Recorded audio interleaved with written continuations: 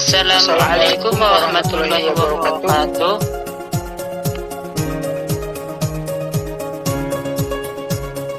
Kami dari kelompok 1 akan mempresentasikan materi tentang macam-macam ketentuan hukum syara.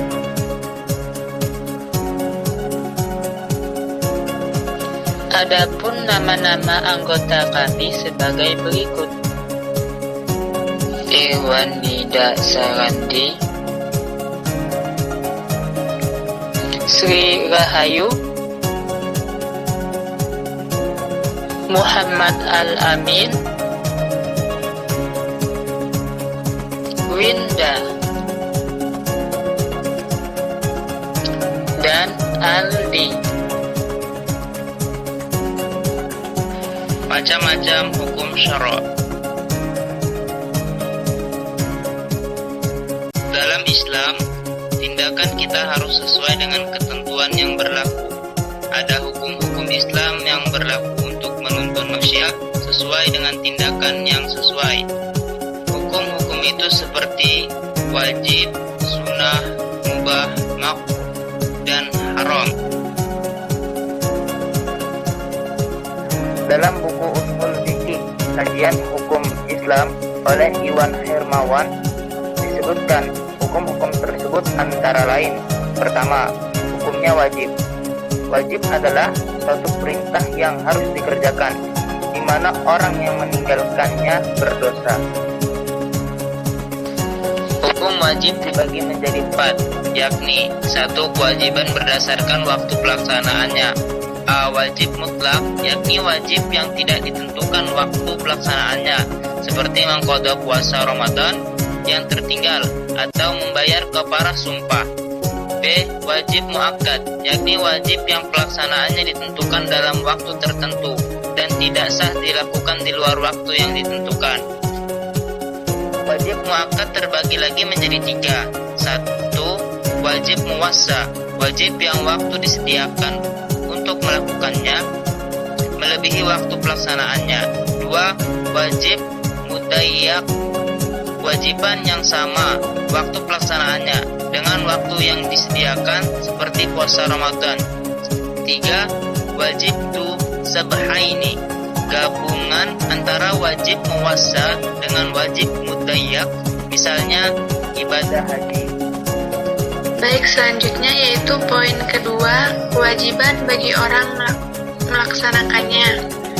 A. Wajib ain, kewajiban secara pribadi yang tidak mungkin dilakukan atau diwakilkan orang lain, misalnya puasa dan sholat. Yang B. Wajib kifayah, kewajiban bersifat kelompok, apabila tidak seorang pun melakukannya maka berdosa semuanya, dan jika beberapa melakukannya maka gugur kewajibannya, seperti sholat.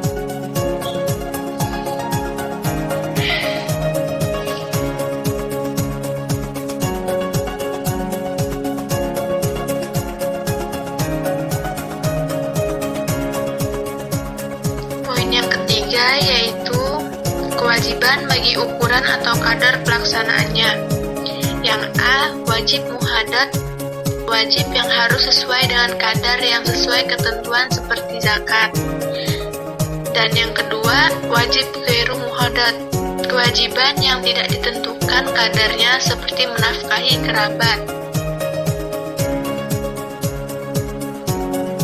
Poin yang keempat yaitu kewajiban berdasarkan kewajiban perintahnya. A. Wajib muayyan, kewajiban yang telah ditentukan dan tidak ada pilihan lain seperti membayar zakat dan sholat 5 waktu. Yang kedua yaitu wajib mukhayyar, kewajiban yang objeknya boleh dipilih antara beberapa alternatif.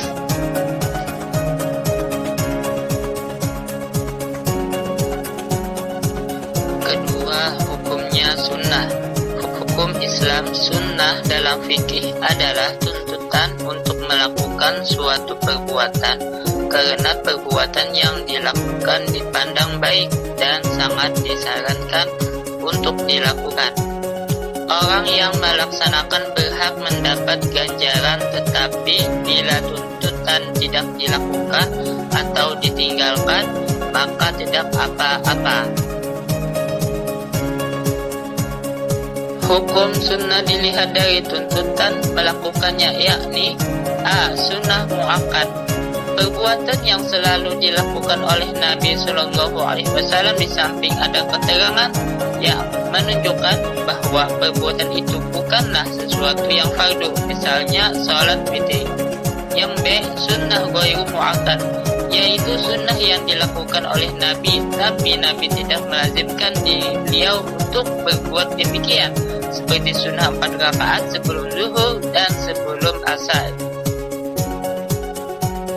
Sedangkan hukum sunnah jika dilihat dari kemungkinan untuk meninggalkannya terbagi menjadi 3. Pertama, sunnah hayyun, perbuatan yang dituntut melakukannya karena begitu besar faidah yang didapat dan orang yang meninggalkannya tercela, seperti azan di masjid dan sholat hari raya. Kedua, sunnah zaidah, sunnah yang apabila dilakukan oleh mukallaf dinyatakan baik, tapi bila ditinggalkan tidak diberi sanksi apapun, misalnya mengikuti yang biasa dilakukan Nabi sehari-hari seperti makan, minum, dan tidur. Yang ketiga, sunnah nafal, suatu perbuatan yang dituntut tambahan bagi perbuatan wajib seperti sholat tahajud. 3. Hukumnya makruh adalah larangan terhadap suatu perbuatan, tetapi larangan tidak bersifat pasif, lantaran tidak ada dalilnya yang menunjukkan haramnya perbuatan tersebut.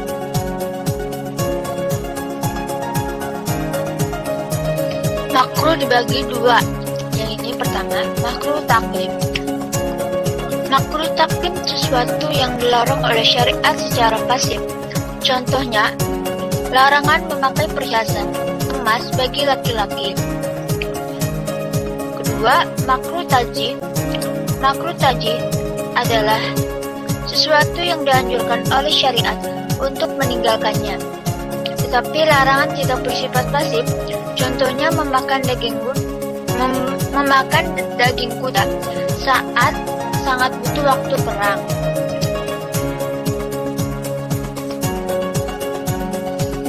Keempat, hukumnya mubah. Hukum Islam berikutnya yakini mubah. Mubah adalah titah Allah yang memberikan kemungkinan untuk memilih antara mengerjakan atau meninggalkannya. Bila mengerjakan tidak berdosa, begitu juga sebaliknya. Baik, di sini saya akan melanjutkan hukum kelima, yaitu hukumnya haram. Haram secara bahasa artinya yang dilarang. Menurut mazhab Hanafi, hukum haram harus didasarkan dalil qat'i yang tidak mengandung keraguan sedikit pun, sehingga kita tidak mempermudah dalam menetapkan hukum haram. Sebagaimana dalam Quran Surah An-Nahl ayat 116. Menurut jumhur para ulama, hukum haram terbagi menjadi 2, yaitu 1. Al-Muharram li zatihi, yang kedua Al-Muharram li ghairi. Adapun pengertian dari al-muharram li zatihi, yaitu sesuatu yang diharamkan oleh syariat karena esensinya mengandung kemudaratan bagi kehidupan manusia. Contohnya makan bangkai, minum khamur, dan berzina. Sedangkan al-muharram li ghairi, sesuatu yang dilarang bukan karena esensinya, tetapi karena kondisi eksternal, seperti jual beli barang secara riba.